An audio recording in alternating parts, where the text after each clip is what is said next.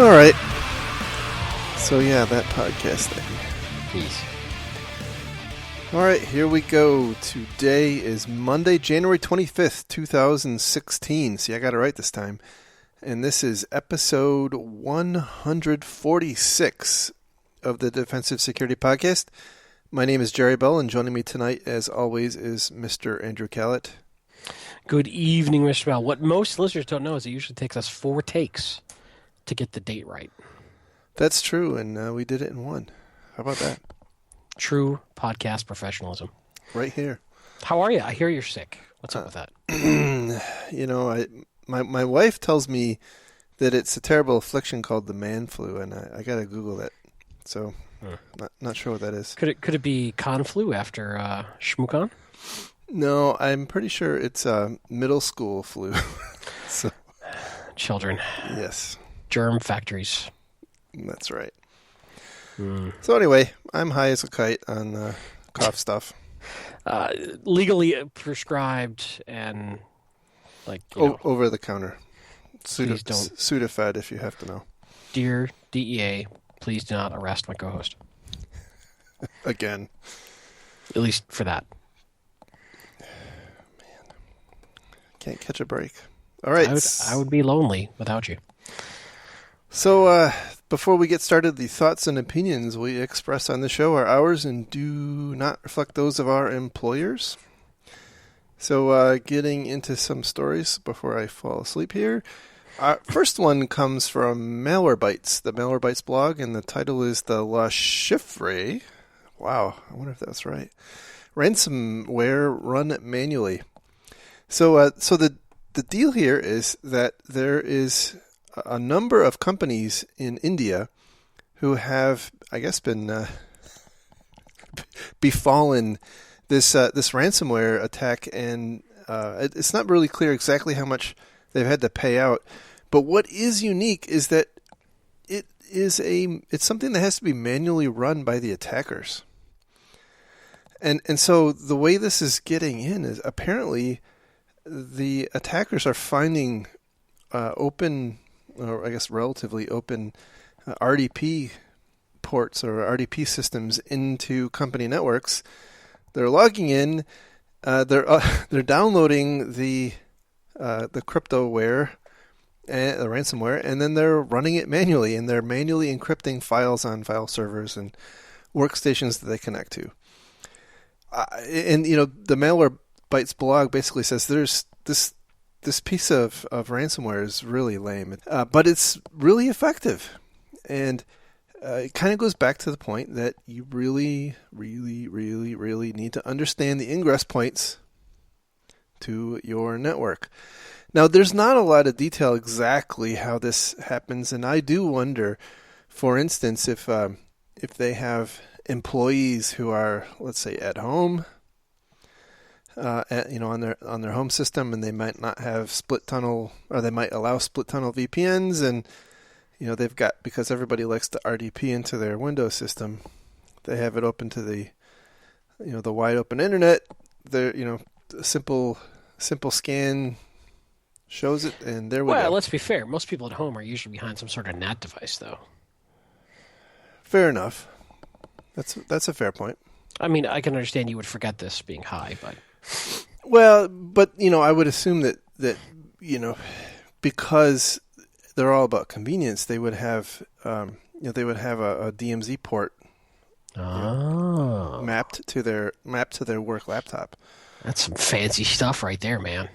Because, you want to be able to connect to your work computer from your iPad while you're at, the coffee shop. Because we apparently never stop working, is what we're learning. Anyway, that's all hypothetical, but it makes a hell of a lot more sense than a laptop on a company's network being accessible with RDP from the internet. That makes even less sense. But I think what's interesting about this story is how amateurish this code is, but it works. Yeah, and it doesn't completely. What's interesting is it doesn't completely encrypt the file. It only encrypts the first 8K of data. And the last. Oh, and the last, yes. Yes. Which is interesting. Depending on the data, that may not matter, right? That, again, this is not necessarily representative of all cryptoware, but this particular one is pretty rough, and you could probably find some ways around it. The other thing I found really interesting was in the ransom note, it says, we're not criminals. After 6 months, you get your stuff back automatically. Just ask us. We're just going to keep it safe for 6 months or something. Yeah, and of course it was pinned on Russians because it was compiled with a Russian version of Delphi, so that can only be perpetrated by Russians. And not just Russians. Clearly, nation-state equipped. Yeah, this definitely smells of nation-state right here. Government trained. Yes. In the Spetsnaz coding schools of cyber. You know what really strikes me though is how effective you can be as an attacker with really rudimentary tools. I mean, they literally coded this thing in Delphi. They're using UPX Packer, which anybody can download, and they're manually installing it. Okay, but let's be fair. They can be effective, but over a broad swath of potential targets. Right. Yes. They could be completely failing at 80% of targets. Well, I'm assuming they're using something like Shodan or some search engine to pick the targets they're going to go after. Right. They're probably they probably actually don't spend a ton of time picking their targets because they just use some search engine to pick them for them. Which, by the way, says that hey, maybe you should be trolling Shodan like search engines for your IP space. That's true. And to see what comes up. Although business plan right there. Yeah. Where's the VC money? We will monitor Shodan for you for a small fee of $28,000 a month. And we will call it threat intelligence. Custom, localized threat intelligence. That's right. And since I assume the Shodan database is probably pretty large, we'll call it big data in the cloud too. Yeah. All right. So yeah. There's that story. So is there a specific takeaway on that one other than just, even weak, broke-ass CryptoLocker code works? I think that is a big component of it. I think that the thing that was more interesting to me is just the rudimentary tactics, and also the fact that these organizations are just they're not specifically being targeted because they're in any particular industry. They're just popping up on the internet with an open RDP port, and so you can imagine, if you are in that, if your company is in that boat, how long is it going to take for them to find you? Right. That's my takeaway, and it's a really hard problem because you're playing whack-a-mole, but it really points to the fact that we got to have intrinsically safe architecture designs. So, did you have any other comments? No, it's kind of beating a dead horse of, at least do the basics, people. Yeah, I guess the other thing is backups, right? They did point out that it wasn't associated with this ransomware campaign, but there were others in India where the victims actually lost a lot of money, like millions of dollars. And some of I think on this particular one, some of the allegedly some of the people who have paid were executives. Wow.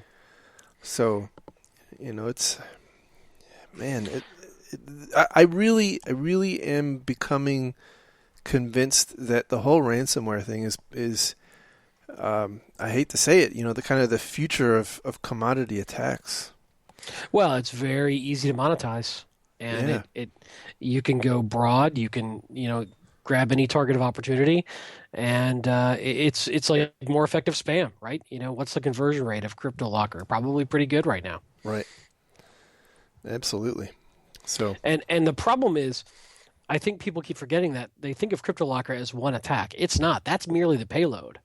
So we can keep it, or they can keep adapting CryptoLocker and CryptoLocker type, payloads to any sort of exploit and attack vector. So it's not like we can just buy a good anti-crypto locker tool that gets developed. It doesn't, it's not that simple. It's a highly varied series of different types of attacks to get in the door. yeah, yeah, exactly. Exactly right. I mean, like a lot of them, as we've come to know, a lot of them are delivered via email attachments, and I would say probably by volume, the common attack are the attachments.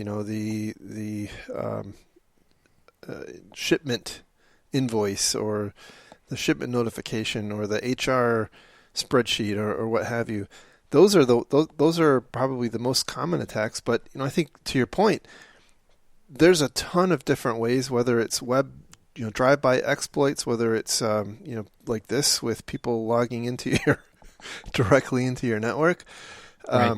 USB drives, there's just a myriad of different ways, and there's all sorts of different variants, like dozens of major categories of ransomware now. So it's a quickly growing area, and I suspect, just given the size of the problem, that we're gonna see something have to change, and I don't know what exactly that's going to be yet. So anyway, it comes down to the fundamentals. This is going to continue to grow until it's not profitable anymore. Right. Which I don't see that happening anytime soon. Yep. So speaking of profit, next story comes from Tripwire's Status Security blog, and the title is "Hacker Steals $55 million from a Boeing supplier," and the supplier's name here is FACC, and they apparently are a supplier to a bunch of different aviation companies based in Australia.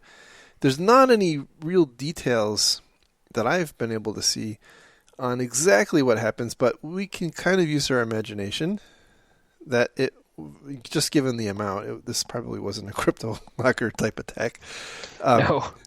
But my guess is that it was the normal CEO, fake CEO email to the CFO, send money to this Chinese bank account. Yeah, it certainly seems like it. The way they're couching the language in whatever they're talking about is definitely seems to indicate this wasn't a highly technical attack. It seemed to be more of, like you said, the CEO fraud attack. Right. But man, 55 million is huge. That's a bunch of money. That's massive. Yeah, and I don't know exactly how big FACC is, but they're $55 million smaller right now. They certainly are. They most certainly are. And you're not going to get that money back, so that's tough nuts, man. Yeah, this is an interesting one that's just slowly kind of growing, but when it lands, it is huge. It is a huge impact when it lands. Yeah, and I think what the blog post here was marveling at is that here's a aerospace supplier, right? Somebody, quote, infiltrated their IT systems, whatever that means, and they didn't steal. They weren't after their technology; they were after their money. So, again, quick to monetize, right? Quick to monetize. That's right. Who knows? I mean, there could have been also a way that they got into their bank accounts directly. It could have been they dropped some sort of keylogger on some accountant's desktop, or who knows? I mean, but it looks like they definitely were going after the financials directly. Certainly possible. And when the stakes are $50 million or into the millions of dollars, you've got to believe that the attackers are pretty motivated to find a way to conceal themselves and kind of blend in.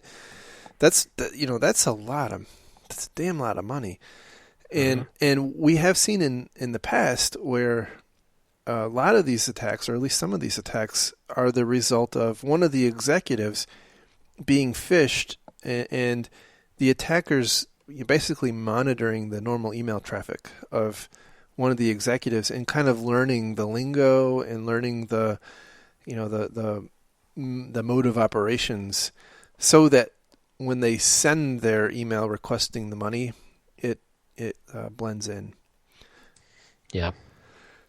And this is something I think more and more executive teams are probably going to have to take a look at and introduce some sort of extra control. Yeah. And teach their people that no matter how convincing the email sounds, to keep it off the radar and blah blah blah, which is exactly what these guys do. You may have to challenge that, but it's a very interesting sort of psychological attack, because it's very much playing with the authority figure of the CEO and how they can command actions from the staff. And you're in essence having to build a control that even the executives can't short circuit, which is something we fought, by the way, forever in the IT security world, that executives just don't want to be held to the same standards. And they're the executives, so they get to make that call. Right. Hopefully they understand the risk they're accepting when they do that. But here, because it's financial dollars and cents, I think that the executive ranks are probably going to understand this one a lot easier, and it's more conceptually easy to grasp for them to get their arms around and probably build some safety valves for these sorts of things. Yeah, I think it's going to force the hand, right? There's going to have to be some changes. And so I do wonder from that perspective, we in information security land, we have our conferences and training classes and best practices and things like that. I do wonder if in the executive circles, which I guess I'm one now, anyway. Give it a week. Yeah, if there's some similar kind of venue where, I don't know who it would be, right? The National Association of CEOs, whatever, can start raising the awareness of this kind of thing, because unless it's us, right? It's the IT security people telling them, they're not gonna find out about it. And I would imagine, to your point, they may not listen to us anyway. So, however, there aren't a lot of great controls, but one that prevents this. But one control that you should not rely on is cyber insurance. Why would you say that? Well, good thing you asked, because the next story we have comes from Krebs Security, and the title is "Firm Sues Cyber Insurer Over $480,000 Loss." Yes. So the story here is that Ameriforge Group is suing Chubb Insurance. By the way, we covered a very similar story a couple months ago. We did. Also suing Chubb Insurance, and similar kind of deal. Although this one has a little more meat in the reason. Can I say for the record, yeah. I once knew a cat that I was very fond of, and his nickname was Senior Chub Chub. So whenever I hear about Chubb Group, I think of Senior Chub Chub. He was a good cat. That's fantastic. He's gone now. Anyway, sorry. Just reminiscing about cats long gone. It's okay. I'll give you a moment to recompose. No, that's good. Okay. Carry on. All right. So anyway, AF Global, Ameriforge Global, they were basically defrauded out of $480,000 through one of these CFO fraud email attacks, where somebody forged an email from the CEO to the CFO or one of the financial executives, and basically convinced that person that, hey, I'm in China, we're working on this super secret purchase, right? And you need to transfer $480,000 that would cover the basically the due diligence charges, and you basically love Mr. CEO. And of course, actually, when you read through it, it's pretty well played. Basically the CEO says, you should have heard from the fake CEO. Yeah, the fake CEO. Yeah. In the email said, you should have heard from our outside consultant, somebody from KPMG in this case, somebody named Steven Shapiro, and shortly after the email was sent, somebody posing as Steven Shapiro calls this financial person and says, hey, I'm calling you about the email that your CEO just sent you. Right. Do you have any questions, basically? This is really important for you to take care of, and you absolutely cannot talk about this because of some SEC regulations. Mm-hmm. And so this kind of goes back to some of the basics of social engineering and fraud, about the time and the urgency, and looking for some of the important keys. But again, when it's coming from your CEO, yep, that's really rough. And the only reason they caught this was that apparently shortly after, or sometime after, a couple days later, the CEO, the person purporting to be the CEO, said, "Okay, now it's time. Thank you for the $480,000. Now it's time for you to transfer the money to buy the company, $18 million."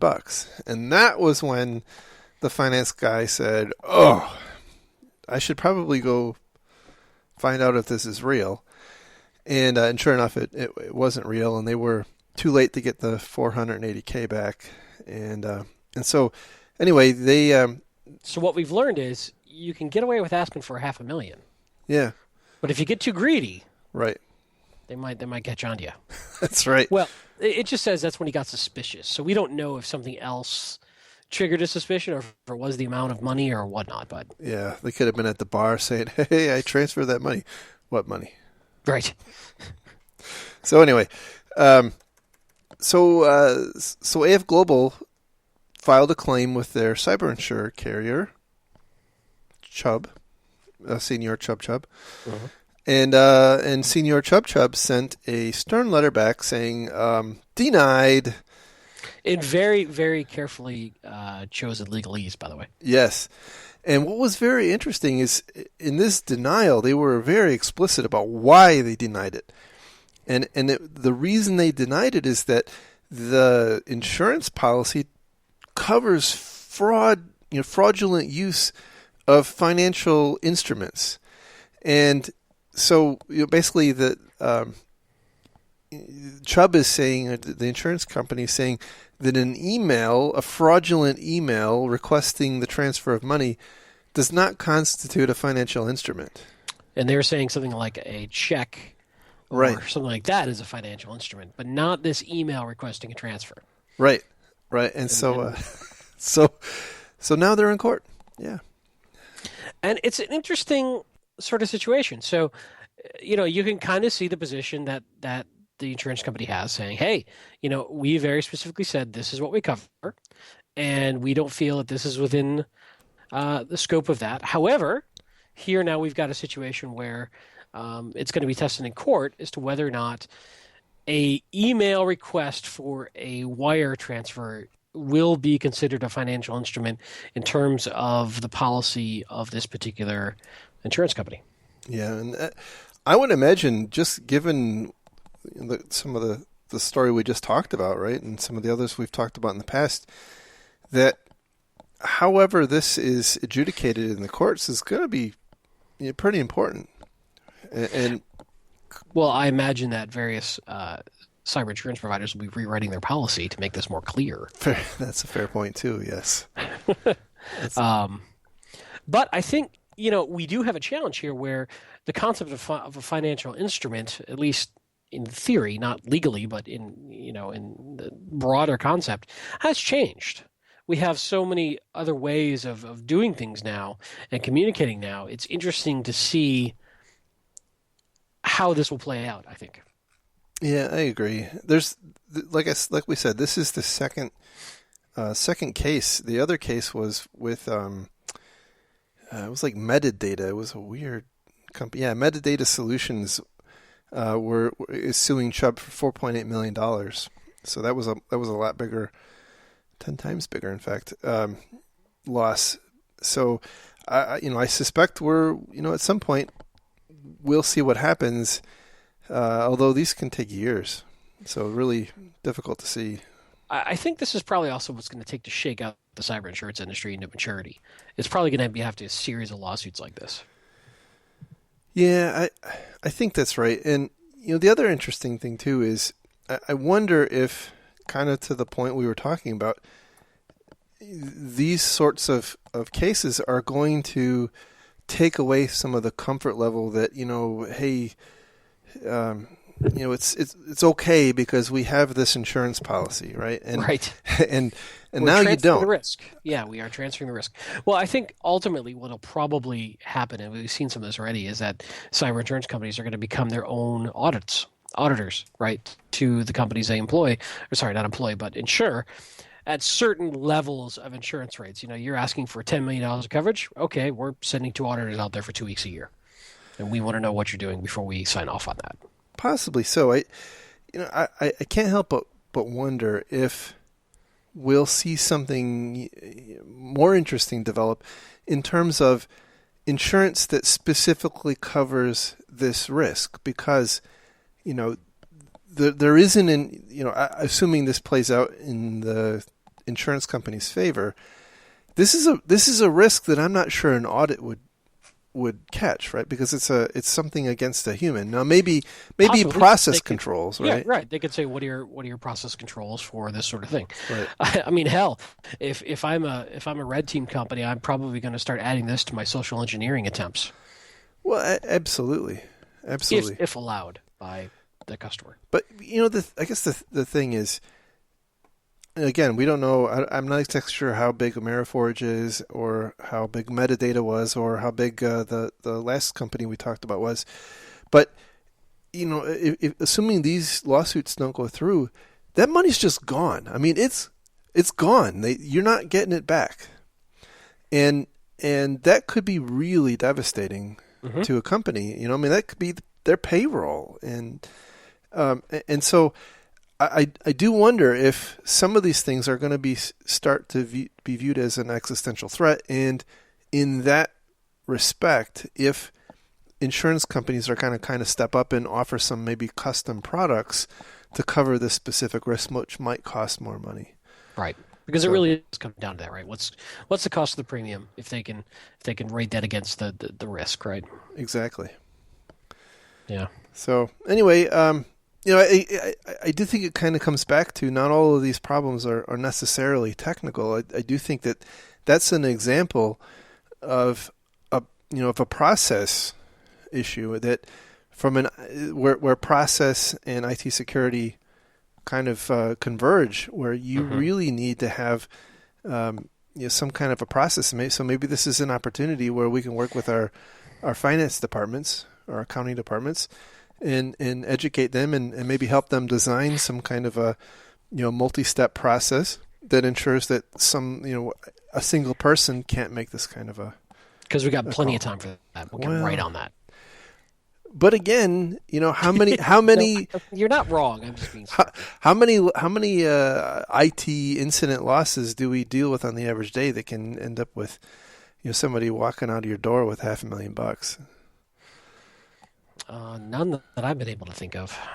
So it's a big, it's a big lost opportunity. So the last story we have for tonight comes from Sean Tuma's blog. Go ahead. One thing, you mentioned that you've now reached the executive levels for a large multinational corporation. Are you sure you're not actually, maybe not sick and on medication, but you've actually begun the executive lobotomy? They did send me a kit, and I had to stick something to my eye. It was weird. Oh, they going through the eye these days. That's new. Well, I mean, you are an executive. Clearly, this means you can no longer be technically astute. Some would say that I haven't been in a long time. I was trying to be nice. Thank you, though. Fair enough. Carry on. Anyway, last story, as I was saying, comes from Sean Tuma's blog, and the title is SuperValu Data Breach, Class Action Dismissed for Lack of Harm. I thought this one was pretty cool to talk about because, as we talked about a long time ago, SuperValu got hacked. And what was really interesting about this, and I've often wondered about this particular instance, right? Everybody loves to, get in a tizzy after a retailer's breached. And, we reissue millions of credit cards and blah, blah, blah. And I've often wondered, well, how many credit cards are actually, the victim of fraud, right? So we talk about the cost to reissue the cards, and we talk about, the cost to investigate the breach and how many people's cards were impacted. But we rarely ever hear, at least I rarely hear, how many people actually suffered fraud. And apparently, the story here is that there was a class action lawsuit against SuperValu, who had been hacked, and they had a bunch of credit cards stolen. 114 plaintiffs had come together in this case, but apparently there was only one person who had suffered credit card fraud, and the rest of them were claiming, basically prospective losses, which I find really interesting because if you had your credit card reissued after the fraud, it just doesn't make sense to me. I don't understand how you could go forward with a standing saying that, okay, my card data was stolen. I got a new card as a result of it being stolen. And so now I presumably can't incur any future losses because they don't have on that associated with that particular breach because they don't have my new card number. So right. What are you suing for? And apparently that was, I guess, what the judge said too. So interesting. Now I will say that he dismissed the case without prejudice, which means that they can refile if the circumstances change. So right. It also makes you wonder too, how often are these cards actually getting used fraudulently, and what's the conversion rate of stolen cards being turned into some sort of product or money? I don't know. It's I'm not really sure. I have not seen too many, too much data on this. Now they do talk about. Actually, the 114 was the target, was the named plaintiffs in the target case. So I stand corrected there. They did say that in the target case, 114 plaintiffs incurred fraud. In the Neiman Marcus case, which, by the way, think about the scale of the target breach. There was 114 people experienced fraud. That's named plaintiffs, so I suppose there could have been more. That just doesn't sound right. I mean, because keep in mind, a lot of these are found after a lot of fraudulent activity starts kicking off, and they find a single point of contact. I think there's an important nuance in the wording. In the target case, many of the 114 named plaintiffs actually incurred fraud.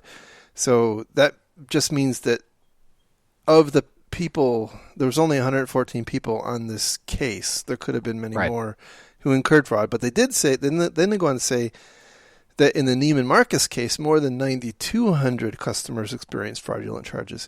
So I'm guessing that depending on who steals your data and how quickly they get it to market, I'm guessing that has a lot to do with how many customers experience fraud. I suspect. Obviously, it's not my business, but at least that I'll admit to. Indeed. Anyway, indeed. Interesting times. This is all of this stuff is kind of shaking out in an interesting way, and now that we've had so many retailers breached, I think the case law is going to be pretty interesting if you fast forward 5 years. Hopefully it ends up in a sane way, and certainly this seems like it went in the same direction. So anyway, that's that was the stories. So I think we had one thing to mention, which was Hack in the Box Amsterdam coming up. Yes, indeed. friends of the show. We've been invited over there, and one of these days we will get there, That's right. but probably not this year, sadly. That's right. So that's I think coming up. Call for Papers is open, Yep. and the conference is coming up in a couple of months. It's in Amsterdam, which I hear is nice. Yeah, it is. It's very nice. And we're not paid in any way to say that, by the way. Let's just be clear on that. We right now we're only shilling for a funeral home, and we may bring on a lifestyle enhancement beauty parlor. That's right. Emporium. I'm told that the word vajazzling could be offensive, so I'm trying not to use that. I can see how that would be offensive. Yeah. Yeah. But so anyway, just to be clear, we just like the guys at Hack in the Box because they like us. That's right. So the conference is the 23rd through the 27th of May in Amsterdam, and you can go to conference.hitb.org to find out more information. So what we're really saying is compliments and sucking up to us get you everywhere. Is apparently the Basically, lesson here. basically, yes. Yeah, That's right. Yep. What else is going on? Isn't there some other conferences? Atlanta B-Sides starting to get planned. Yeah. I saw some traffic on that today. Then Circle City Con is coming up too. Let's see, when is that? Hang on. See, if I had my stuff together, I would have figured this out already. Well, you're sick. We'll let it go. Yeah, so Circle City Con is in it's in Indianapolis, and what is the dates? We named the dog Indiana. Anyway, go to circlecitycon.com and you can figure it out. Other friends of the show. That's right. We've met at various conferences on and about, and Great people. I actually would like to go this year. I've heard it's a really good conference. I'm mostly recovered from ShmooCon. My liver still got some lacerations, but I'm okay. One of these days you'll just have to use that backup liver that you're growing in Southeast Asia. True. I'm trying to keep it, I get it. You want to preserve it till you really, really need it. You don't want to pull that trigger too soon. Yeah, exactly. I get it. So just to wrap up, thank you very much to all of our Patreon donors. Indeed. That is, you guys are awesome. For the record, Jerry doesn't share any of that with me. Oh, for Pete's sake. I mean, it goes to fund the compound. So I thank you, even though I get none of it. Clearly, I'm going to have to set up the co-host fund. That's right. Absolutely. And did you see, by the way, speaking of show swag, did you see Caesar the security cat sleeping on my defensive security polo? I did. Very nice. He's like, this is my spot. This is for Kitty. Well, he blends in with the color, so he does. Yeah, he does. Anyway, I interrupt your thinking. Sorry, go on. Yeah, and thank you to everyone who listened, especially if you're still listening. I would imagine not many people are now. We have I am not quite sure what happened, but over the past several months, we've nearly doubled our listenership. So if you are new to the show, thank you very much for listening. Tell a friend if you like the show. Give us some love on iTunes. If you have any feedback, send us an email to info@defensivesecurity.org. I do try, at least, to answer them, although I get an absolute crapload of Russian spam and phishing stuff. So, whatever. How do you know those aren't just Russian fans trying to send you questions? I don't know. Well, go learn Russian. Long and story. Long story. Oh, all right. And you can find the links to the stories we talked about in our show notes on our website, www.defensivesecurity.org. And I think with that, we will call it a week and talk again next time. Have a great week, everybody. Thank you so much for listening. Bye. Bye. I just have a cold. And I took Sudafed, and now I'm spaced out of my mind. Awesome. I'm sure it'll make for a great show. That's what I was thinking. Bye-bye. Bye-bye now. Bye-bye. Bye-bye. Bye-bye. Bye-bye. Bye-bye. Bye-bye. Bye-bye. Bye-bye.